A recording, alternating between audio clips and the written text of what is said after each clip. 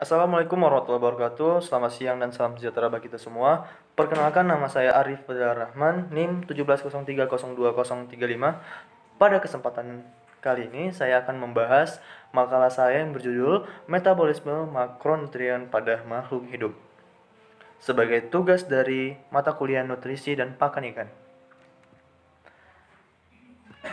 Fungsi makanan bagi ikan adalah sebagai sumber energi yang diperlukan dalam proses fisiologi ikan. Oleh karena itu, makanan sebaiknya mengandung lemak dan komponen nutrisi lainnya. Metabolisme merupakan salah satu proses yang sangat penting terjadi pada makhluk hidup. Konsep dasar metabolisme yang terpenting adalah pada rangkaian reaksi yang melibatkan substrat, enzim, protein, dan interaksi antar enzim-enzim. Metabolisme adalah proses kimia yang terjadi dalam tubuh makhluk hidup maupun di dalam sel. Protein merupakan zat gizi makro sebagai sumber asam amino esensial dalam tubuh. Sebanyak 80% dari total asam amino bebas yang ada dalam tubuh berada di jaringan otot.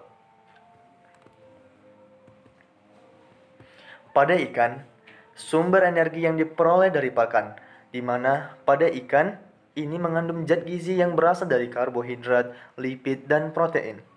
Bahan organik makronutrien ini dapat digunakan secara langsung sebagai bahan metabolik dan dapat disimpan dalam tubuh untuk dimanfaatkan selanjutnya atau ditumpuk dalam materi penyusun pertumbuhan somatik hewan. Energi yang diperoleh oleh makhluk hidup ini dapat menimbulkan panas. Kecukupan energi dalam pakan sangat penting karena ikan akan merombak pakan untuk memenuhi kebutuhan energinya sebelum digunakan untuk pertumbuhan. Tujuan dari penulisan makalah ini adalah untuk mengetahui bagaimana proses makronutrien, karbohidrat, protein, dan lemak untuk menghasilkan energi pada makhluk hidup. Yang kedua ialah untuk mengetahui tentang Specific Dynamic Action SDA.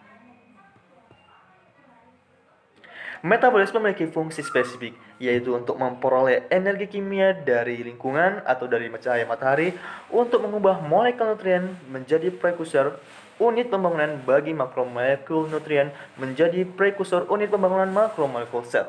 Untuk menggabungkan unit-unit pembangunan ini menjadi protein, asam nukleat, lipid, polisakarida, dan komponen sel lainnya.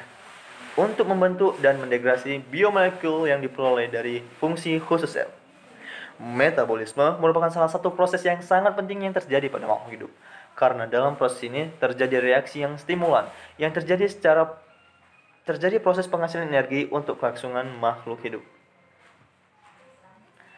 Proses metabolisme bersifat spesifik dan berjalan stimulus tanpa kesalahan karena diregulasi oleh DNA di nukleus dengan hasil ekspresi yang dapat berupa protein di sitoplasma, retikulum endoplasma, maupun jenis translokasi protein lainnya.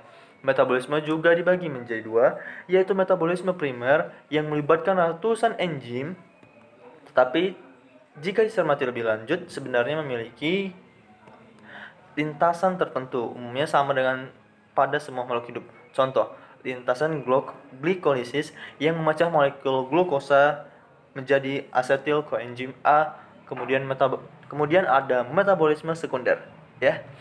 Di mana lintasan atau jalur yang terjadi bukan dalam kehidupan tertentu, misalnya mikroba dan tanaman.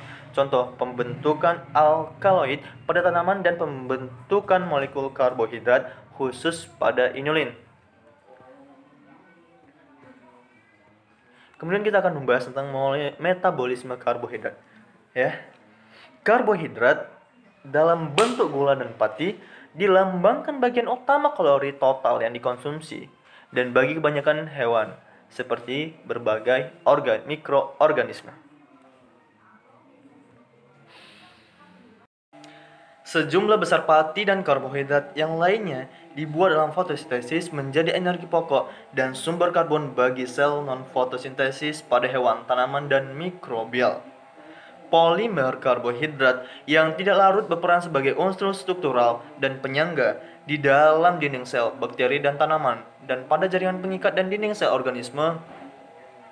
Karbohidrat lain berfungsi sebagai pelumas sendi kerangka, sebagai perekat di antara sel, dan senyawa spesifisitas biologi pada sel hewan. Glukosa merupakan sumber energi yang lebih disukai oleh otot, meskipun dalam menggunakan asam lemak tidak efisien. Menurut Azari, karbohidrat mengalami pencernaan secara mekanisme dan kimiawi.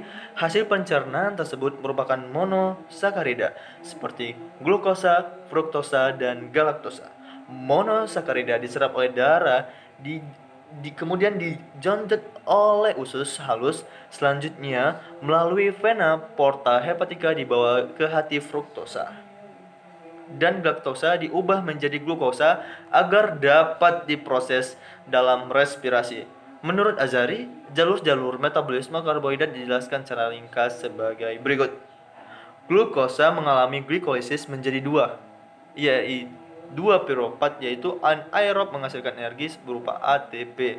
Selanjutnya, piruvat dioksidasi menjadi asetil koenzim. Asetil koenzim akan masuk ke jalur siklus Krebs. Dalam tahap ini dihasilkan berupa bentuk ATP. Jika sumber glukosa berlebihan, maka glukosa dirangkai menjadi polimer glukosa atau glikogen yang disimpan di hati dan otot sebagai cadangan energi jangka pendek. Jika kapasitas penyimpanan glikogen sudah penuh, maka karbohidrat dikonversi menjadi jaringan lipid sebagai cadangan energi jangka panjang. Jika terjadi kekurangan glukosa, maka glikogen dipecah menjadi glukosa. Selanjutnya mengalami glikolisis, oksidasi piruvat, dan siklus asam sitrat atau dengan kata lain siklus Krebs.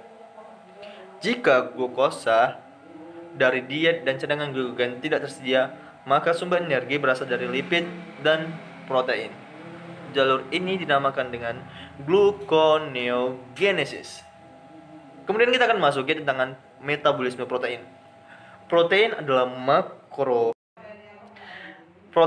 makromolekul polipeptida yang tersusun dari sejumlah asam amino yang dihubungkan oleh ikatan peptida. Suatu molekul protein disusun oleh sejumlah asam amino dengan susunan tertentu dan bersifat turunan. Asam amino terdiri dari unsur-unsur karbon, hidrogen, oksigen, dan nitrogen. Unsur nitrogen adalah unsur utama protein, sebanyak 16% dari berat protein. Molekul protein yang mengandung fosfor, belerang, dan ada jenis protein yang mengandung unsur logam seperti tembaga dan besi. Kualitas protein dapat didefinisikan sebagai efisiensi penggunaan protein untuk tubuh. Jumlah asam amino dalam darah tergantung dari jumlah yang diterima dan jumlah yang digunakan. Pada proses pencernaan makanan, protein diubah menjadi asam amino oleh beberapa reaksi hidrolisis serta enzim-enzim yang bersangkutan. Enzim yang bekerja pada proses hidrolisis protein antara lain peptin, tripsin, kimotripsin, karboksipeptidase, aminopeptidase, tripeptidase, dan dipeptidase. Enzim yang digunakan adalah enzim pepsin dan tripsin. Pepsin adalah enzim yang terdapat dalam lambung yang akan mencerna protein dan memecah protein menjadi bagian-bagian yang kecil, sedangkan tripsin adalah enzim protease yang ditemukan dalam sistem pencernaan. Tripsin diproduksi di pankreas sebagai aktif proenzim tripsinogen. Enzim ini memotong peptida rantai terutama pada karboksil sisi asam amino lisin atau arginin, kecuali jika baik diikuti oleh prolin. Setelah protein diubah menjadi asam amino, maka dengan proses absorpsi melalui dinding usus, asam amino tersebut sampai ke dalam pembuluh darah. Proses absorpsi ini adalah proses transport aktif yang memerlukan energi. Asam-asam amino dikarboksilat atau asam diamino diabsorpsi lebih lambat daripada asam amino netral. Degradasi protein katabolisme terjadi dalam dua tahap, yaitu protein mengalami modifikasi oksidatif untuk menghilangkan aktivitas enzimatis, kemudian ialah penyerangan Protease yaitu enzim yang berfungsi untuk mengkatalisis degradasi protein. Protein yang terdapat di dalam sel dan makanan didegradasi menjadi monomer penyusun asam amino oleh enzim protease yang khas. Protease tersebut dapat berada dalam lisosom maupun dalam lambung dan usus. Tempat ini mendegradasi protein dengan memutuskan ikatan peptida yang ada di sisi NH2 bebas dari sisi asam amino aromatik hidrofobik atau dikarboksilat. Kemudian di dalam usus juga didegradasi oleh protease khas oleh tripsin, chymotrypsin, karboksipeptidase, dan elastase. Selanjutnya kita akan membahas tentang metabolisme lemak.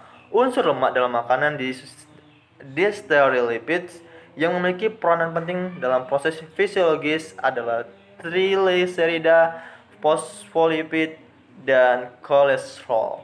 Trigliserida tersusun atas asam lemak free fat acids (VFA) dan gliserol. Kolesterol kebanyakan berasal dari kolesterol hewan, sedangkan kolesterol dari tumbuhan sukar diserap usus. Kolesterol dari makanan hewani terutama berasal dari otak, kuning telur, hati, lemak lainnya. Kolesterol makanan dalam wujud sebagai kolesterol ester. Asam lemak setelah diserap oleh mukosa usus halus dengan cara difusi. Kemudian, di dalam sel mukosa, asam lemak dan gliserol mengalami resintesis, bergabung lagi menjadi trigliserida. Beberapa asam lemak polyunit yang tak dapat disintesis dalam tubuh ternyata diperlukan oleh tubuh, dan kekurangan asam lemak tersebut dalam makanan dapat menimbulkan gejala-gejala defisiensi.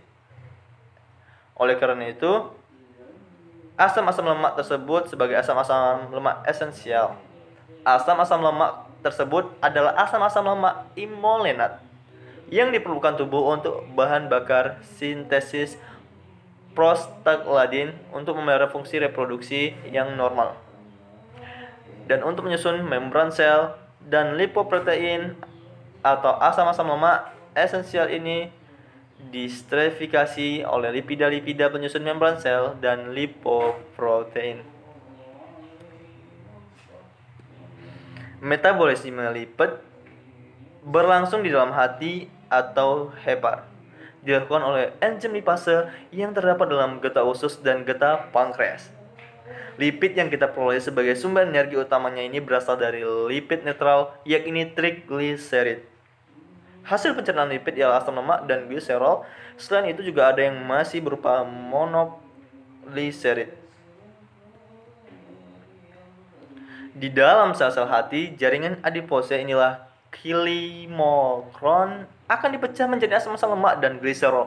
Selanjutnya asam-asam lemak dan gliserol tadi akan dibentuk kembali menjadi simpanan trigliserida. Jika sewaktu-waktu kita membutuhkan energi dari lipid, maka trigliserida ini akan menjadi asam lemak dan gliserol. Proses pemecahan lemak jaringan ini dinamakan liposis.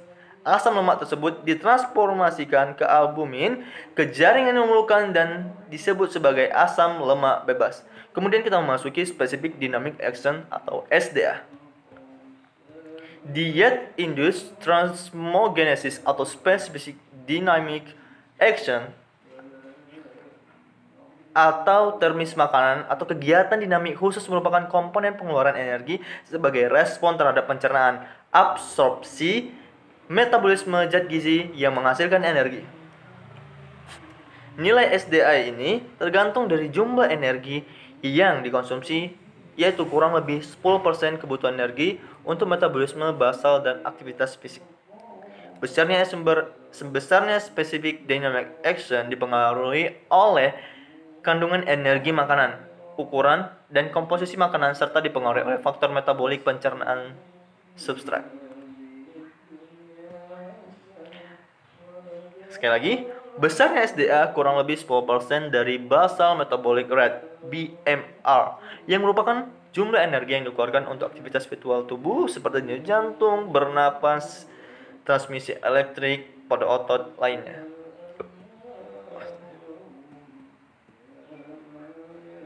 Adapun kesimpulan dari makalah ini adalah metabolisme karbohidrat berubah menjadi glukosa, fruktosa, dan galaktosa yang merupakan produk pencernaan untuk memberi pada jaringan melalui proses glikogenesis,